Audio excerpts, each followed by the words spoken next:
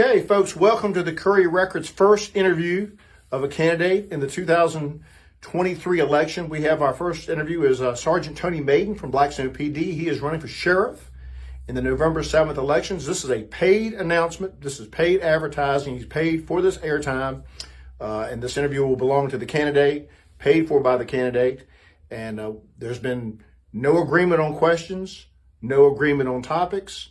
And we've agreed also we don't play gotcha questions with the candidates. So we'll start candidate Mayton's time right now. And Tony, if you just want to introduce yourself and talk about your law enforcement experience. Tony Mayton. I worked for the Blackstone Police Department for 20 years. I'm also a member of the state police, with being a special officer on the drug task force. I've been doing that approximately 16 years. I've worked with the community pretty much all my life. Let's go back to when I worked in a grocery store, Economy Supermarket. A lot of people might remember that. I've been on the Blackstone Fire Department. I've been on the rescue squad, and I was there when the first responders first started. Back in 1994. Let me ask you this. You being a native son and having grown up in Blackstone, how safe is Nottoway County today versus 30, 20, even 10 years ago? Is it as safe as it used to be? Well, we can look at people don't like to send their kids out walking on the streets like we did when me and you were younger. So I would say it's not safer than what it was. Okay. What are the things that keep you, with law enforcement, you know a lot of things that the rest of us don't know. What are some things that keep you up late at night worrying about our community the most, from the crime or the drug aspect? Well, that's the biggest thing, the drug and the crime. We've heard the outcry. You probably know about Channel 6 News. I'm pretty sure you do. We've heard the outcry from Bible Road, and we need to start listening to our citizens and listen to their feedback, and we need to take a more proactive approach on that, on the drugs. And drugs, we all know, leads into stealing, property crimes, and all of that. And if we start working on the drugs, then we can start working on everything else. So we really need to get more in touch with our community. Former prosecutor Mayo Gravitt, and then later Judge Gravitt, used to say through his experience, the drugs led into the more serious crimes and sometimes the violent crimes. It does. Very good. If you were elected, what are some of the biggest changes you would make out of the get-go? What are some key changes you would make at the sheriff's office? Well, one is just what we were just talking about, a more proactive, aggressive approach on the drugs and the crimes within the county. That's the biggest thing. Would that mean more officers or maybe a canine unit? So I would plead to the Board of Supervisors for more officers and more dispatchers. Public safety is key in this county. All right. Very good. I think we just recently went to 24/7 coverage. Yes. That was just a couple years ago. After the last election, we did. Very good, very good. Of course, you're a longtime Blackstone resident. What would you tell the folks out in the county who may be thinking, well, okay, he knows Blackstone. How familiar are you with the rest of the county, and what areas of the county might need a little bit more attention than others? How familiar are you with the county? I'm pretty familiar from being on the drug task force and doing buys within the county. My history shows that if you want to look through the court records and the people that I've done purchases from, that we've had undercover purchases from, a lot of those have been in the county, not just within the town of Blackstone. So we go all over the county and do drug buys. So your drug task force has really kind of exposed you to the county as a whole? Yes, all the roads in the county, especially I know the roads anyway because I was on the fire department and emergency squad, but mostly a lot of it is because I've been on the drug task force and a lot of stuff out in the county. Very good, very good. How do you as a police officer balance the need, when there's a crime, whether it's big or small, but especially maybe a high profile crime, how do you balance the need and the desire, maybe even the pressure to make an arrest versus making sure the wrong person isn't charged? A lot of times police, there's pressure, people want results, they want an arrest, but what process do you go to make sure, hey, look, everyone's innocent, we got to make sure this evidence is good? How do you balance that? So you have to go slow. You have to take your time. You got to make sure you get everything you need to assist the Commonwealth with all of your cases up there, and you want to have something that you can get a conviction on. Right. And so sometimes that may mean the case may seem to drag on, right. But it doesn't mean y'all are dragging your feet. It just means you want to make sure that the correct person is charged. And you got to remember, it's not like TV where everything happens in 15 minutes. Right. The labs take longer to get back. It depends on how the backload is on the lab. They're faster now. It was a real backload on the lab with DNA back in the day, I'd say probably about 4 years ago, but they're a whole lot faster now, so we get a little bit faster turnaround. I think I recall sometimes where it may be a year for y'all to get results back. Yeah. Very good. You mentioned earlier police informants. And this is something I've heard in the community a lot. how heavily do police rely on informants, and are they given special privileges that sometimes come back to haunt the police, where like, we needed that guy or that girl for information, and now, by golly, now they've done something bad. How do y'all balance that, and how heavily do you rely on them? Well, we rely on them very heavily, because we can't go out as police officers ourselves, because everybody knows us to do these buys. Right. So they're the ones that we rely on to do something. We do not give them any special treatment. There may be, if they are charged, they may have some consideration possibly, but we do not make any promises to anyone when they're working for the state police. But if someone does, like for example, maybe lead y'all to the mother lode of meth or something, and they don't have too bad a record, they might get a little bit of a break. It's a case-by-case basis. It all depends on what they're charged with and what the crime is. Right. Generally speaking, are we losing today's children? What are you seeing? As a police officer, you see everybody on the street and waves. And what are you observing among today's children? Anything that concerns you? You think kids today are as good as they were when you and I were growing up, misbehaving or whatever? Or has it gotten more? What are you seeing? Well, there's not as much, to me, this is just my opinion, there's not as much interaction these days with children. So everything is always on the phone. They don't have that interaction with their, their parents or their other friends, and everything is all social media based. The children nowadays, sometimes I see me and you growing up, the respect that they have nowadays is different than the respect we had when we were growing up. I remember when you and I grew up, police officers viewed as our friends. Yes. Yes. And I remember like Billy Abel, for example, would go sledding on College Hill with us, those type things. Yep. What we try to get out as a community, as a Blackstone Police Department, and I think we do a great job with community policing. And I see that maybe we need to spread a little bit of that out in the county as well. Gotcha. Of course, the county is bigger. It is. Right. Like I tell everybody, listen, if you're having a break-in on Spainville Road or 153, and there's a deputy sheriff tied up in crew on another call, you're at the mercy of their time. So I guess you would recommend that people be able to protect their life and property. Well, everybody has a right to protect themselves if they feel like they're being threatened. Right on. How about the difference in drugs? I remember you were hired, I believe, in the fall of 2003.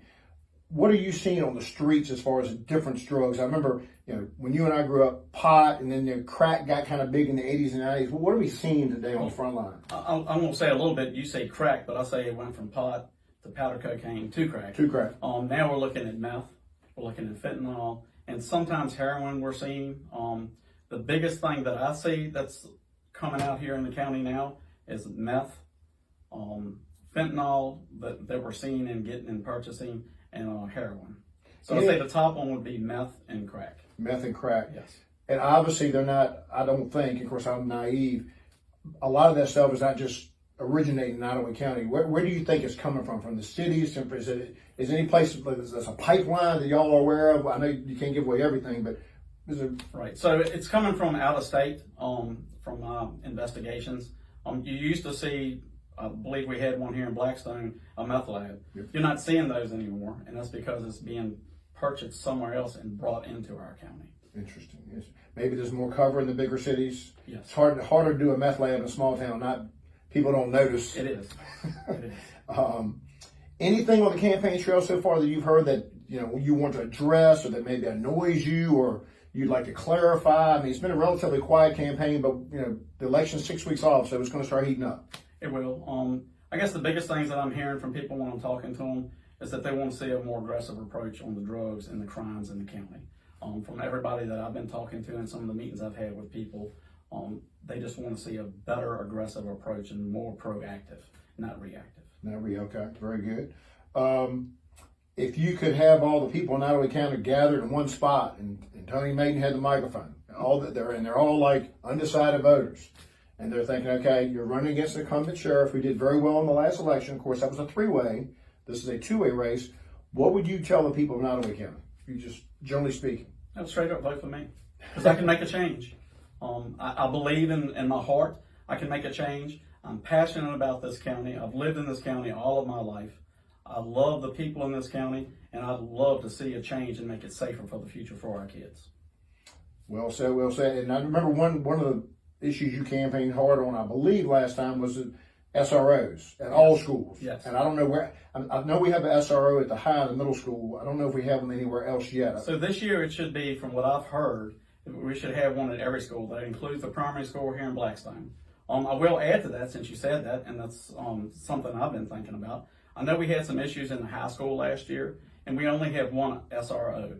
I believe and I feel that we should have two SROs in the high school because of what happened last year at the school. Mm-hmm.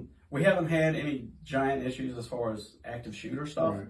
But I think it'd be good to have that. You just never know what's going to come or what's going to happen, and we can't say, hey, it's not going to happen here, it's Nottoway. That's not true. You never know where it might happen. We have to be prepared. I would dare say that most of the places on the news that we've seen it, the people in those communities probably thought that would never happen That's either. Right. Very good. Ladies and gentlemen, this has been our first interview with Sergeant Tony Mayton, and he is on the ballot for sheriff. November 7th election. Voting starts early on Friday, September 22nd. And this will be the first of many interviews. And again, Tony Mayton, the candidate, has paid for this time. And we've still got a few moments left. The Chief Kuzmak is retiring. Have you thought, are you not throwing your name in the hat for that? I'm not throwing my name in the hat for that. Okay. I'm not doing that. He's going to be well missed. I know this is about me today. But, the chief is a great guy. I couldn't ask for anybody better to be our chief that we have for the past 20 years. Big shoes to fill, definitely. It is. It's big shoes to fill. He's taught me a lot. The things that I've learned from him.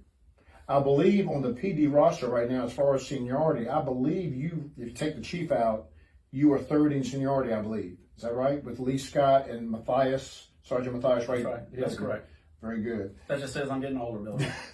And tell people, how old are you? And you graduate Nottoway, had things like that. How old? 53 years old. Okay. Yep. Prime of your life. Yep. You graduate Nottoway High School. Well, I got my GED. Okay. Yep. Great. Yep. What year was that? That was what year I got my GED. Yes. Well, I would have graduated in 88 or 89. Class of 80. Okay. Very good. Very good. And I obviously had to go through law enforcement training school. I did. Do you have to go back and get recertified every so often? So we have to get a certain amount of hours every year of retraining or whatever. We can either do it online or go to classes. So it's a certain amount of hours we have to get every 2 years. One of the things Chief Kuzmak has told me, and other prosecutors said, you referred to earlier, everyone loves a crime show, and it's all solved within an hour or a few episodes. What's the biggest myth out there between reality and television that you think people really need to know about? Well, you just said it. They think everything happens at the snap of a finger and that we can get everything done super quick, and it does not happen that way. Are citizens today still, despite, I know some neighborhoods, people are kind of scared to talk, do you still find the quiet people who do want to help, that want to help, steer you all in the right direction? So we do have that. A lot of those people don't want to come to court and testify. So that makes it a little bit harder on us if we don't have that person in court to testify.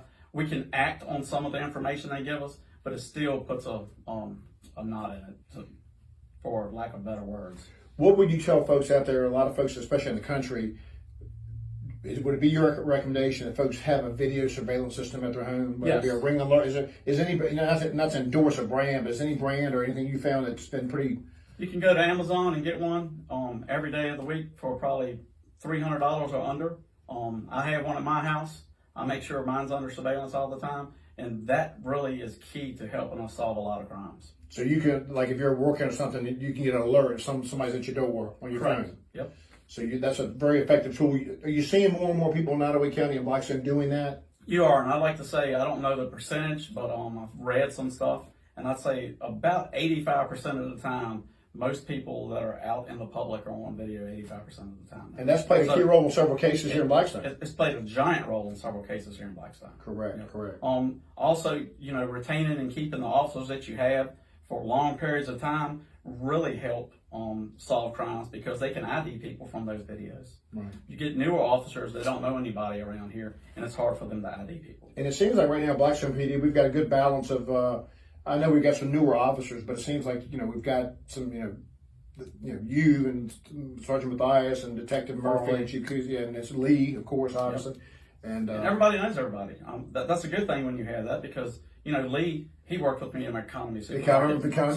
So he knows everybody around here. If he's not kin to everybody, he knows everybody. And, that helps solve crimes when you see people on video that other people don't know. That's true.